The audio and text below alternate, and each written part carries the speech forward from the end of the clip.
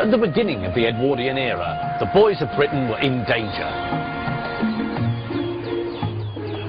Unhealthy, unmotivated, and under bad influences. They were in trouble and needed help. Many feared that if they didn't get it, the nation's morality would be fatally undermined, and the empire would rapidly decline and fall. Salvation came in the unlikely shape of a book. It was written by a war hero, but was a manual for peace.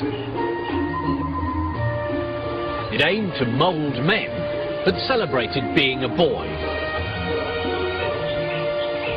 It influenced the lives of millions and introduced the code of common values around the globe.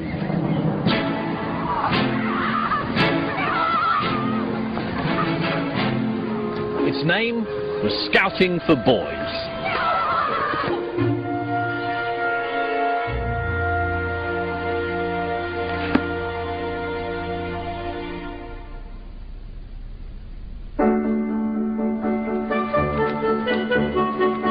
The Scouts are a British institution, so much part of the national consciousness that we imagine they've been going forever.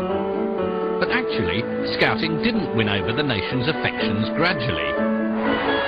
It was an overnight sensation.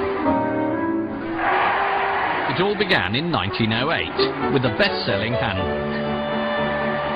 In the 20th century, only the Bible, the Quran and the thoughts of Chairman Mao sold more copies than Scouting for Boys.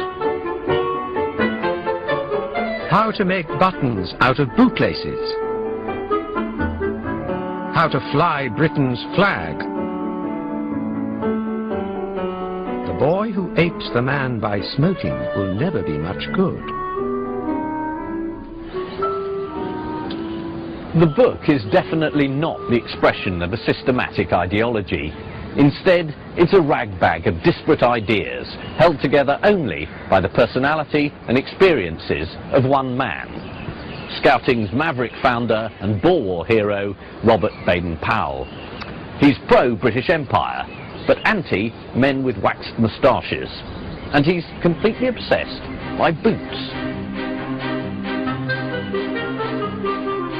It is surprising how much meaning you can read from the boot. To wear your heels down on the outside means that you're a man of imagination and lover of adventure. But heels worn down on the inside signify weakness and indecision of character.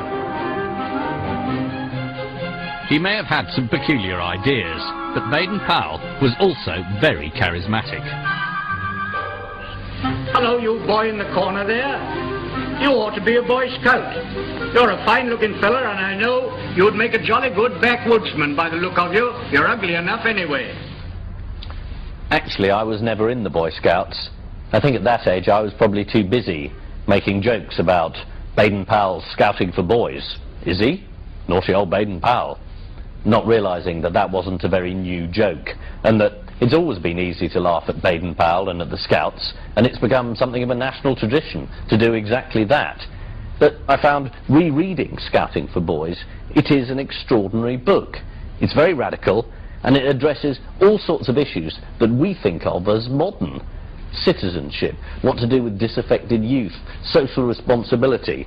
But it's very eccentric, very Edwardian, and very English. And that's what appealed then, and that's what appeals to me now.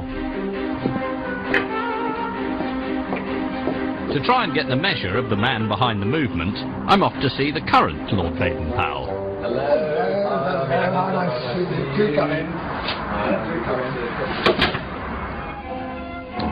Here it comes. Very old-fashioned, isn't it? What's he doing? He's doing his daily exercises. I mean, there's no question he was quite a nutcase, really, in some ways. And throughout his life, he'd always got this thing that he had to keep himself up to scratch, as he called it. And he was quite preoccupied about personal health all the time. And you knew him?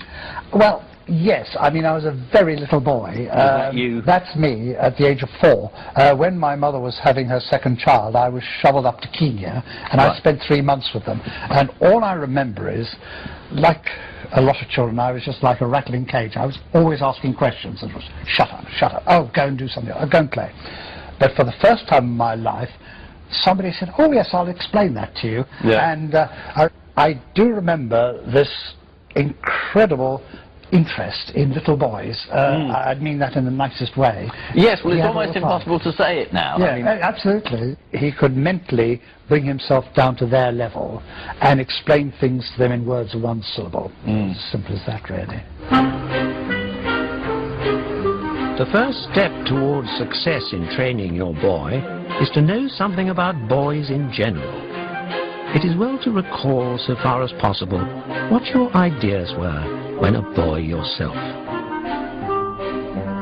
Robert Baden-Powell was born in 1857, the son of a professor of geometry at Oxford University, and the 8th in a family of 10 children. The kind of person who was going to invent the Boy Scouts, which is a very odd institution, I think, is the sort of boy who would have been thrown on his own resources, in a way, at an early age. Baden-Powell, when he was only 3, lost his father. And he became obsessed with the idea of what was it that fathers say to boys that makes them manly later on.